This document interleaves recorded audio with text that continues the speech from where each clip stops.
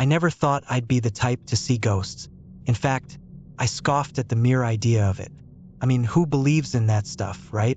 But after that night, the night I took the last train out of the city, I'm not so sure about anything anymore. It was late, and the station was nearly deserted. The city had a way of swallowing time whole, and by the time I realized it, the only train left was the one at the very end of the line. Better than sleeping on a bench, I thought, hurrying down the dimly lit platform. The train stood still, its sleek silver body reflecting the harsh, flickering lights of the station. I hesitated before boarding. Something felt off, but I shook it off as exhaustion. The doors slid open with a hiss, and I stepped inside. The train was empty, eerily so. The seats were pristine, untouched, and the air felt unnaturally still, like the calm before a storm. I chose a seat near the window, hoping to get some rest before my stop. The train lurched forward, and I watched as the city lights blurred into streaks of neon, quickly swallowed by the darkness of the tunnels. It was then I noticed the sound, or rather, the lack of it. No hum of the engine, no clatter of the tracks. Just silence. I tried to ignore the creeping unease, focusing instead on the rhythmic sway of the carriage. But as the train sped through the darkness, the lights inside began to flicker. I could hear faint whispers, too low to understand but just loud enough to send shivers down my spine. I looked around, but there was no one else there. Just me, alone in the cold, sterile carriage. Then, the train stopped abruptly. We were in the middle of a tunnel, far from any station. The lights went out completely, plunging me into darkness. Panic clawed at my throat, and I fumbled for my phone, desperate for some light. The screen flickered on, casting a faint glow that did little to pierce the inky blackness. A soft rustling sound came from the seat behind me, and I froze. My pulse quickened as I slowly turned around. There, in the dim light of my phone, I saw something that made my blood run cold. A man sat there, dressed in an old-fashioned suit, his face obscured by shadows. I hadn't heard him board the train, and I was sure the carriage had been empty when I got on. He didn't move, didn't speak. He just sat there, staring at me with eyes that seemed to glint in the dark. My mind raced. I had to get off this train, but how? We were trapped in the tunnel with no end in sight. I stood up, backing away slowly, but the man didn't follow. Instead, he just watched me, his eyes never leaving mine. Suddenly, the train jolted forward, the lights flickering back to life.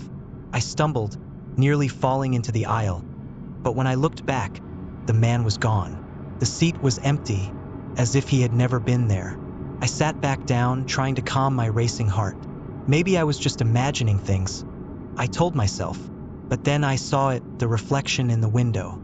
The man was standing right behind me, his face now inches from mine. His eyes were hollow, dark pits that seemed to suck the light out of the room. I screamed, spinning around, but the carriage was empty once again. My breath came in ragged gasps as I stared at the empty seat, my mind struggling to make sense of what I had just seen. The train began to move faster, the lights above me flickering wildly. The whispers grew louder, a cacophony of voices all around me, yet I couldn't understand a single word. My vision blurred, the walls of the carriage seeming to close in on me.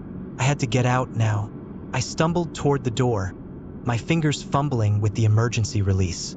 But as I reached it, the train lurched again, throwing me off balance. I hit the floor hard, pain shooting through my side. The lights above me buzzed and popped, one by one, plunging the carriage into darkness again. In the pitch black, I heard footsteps, slow, deliberate, getting closer and closer. I scrambled to my feet, my hands shaking as I tried to find the door. But no matter how hard I pushed, it wouldn't budge. The footsteps stopped, and for a moment, there was silence. Then, a cold breath on the back of my neck. I turned around, but there was nothing there, just the oppressive darkness, pressing in on me from all sides. I was trapped, alone in the dark with whatever haunted this train. I could feel it watching me, waiting for the perfect moment to strike. The train sped up, racing through the tunnels at an impossible speed. The air was thick with the smell of decay, and the walls seemed to warp and twist around me. The whispers had turned into a deafening roar, drowning out my own thoughts. And then, just as suddenly as it had started, it stopped. The train came to a screeching halt, throwing me to the floor once more. The lights flickered back on, dim and sputtering, but enough to see by. I pushed myself up, my body trembling with fear and exhaustion. The doors slid open, and I stumbled out onto the platform. I was back at my stop, the station eerily quiet and empty. The train behind me hissed and groaned, as if alive, before slowly pulling away into the darkness. I stood there, breathing heavily, trying to convince myself that it had all been a nightmare. But when I looked down at my hands, they were covered in dark, wet stains, blood. Not mine, but someone else's. The whispers were gone. The train vanished into the night. But I knew, deep down, that I had escaped something far worse than death. Something that still lurks in the tunnels, waiting for the next unsuspecting passenger to board the last train. And I can never forget the man's hollow eyes, staring back at me in the reflection. Eyes that haunt my every waking moment.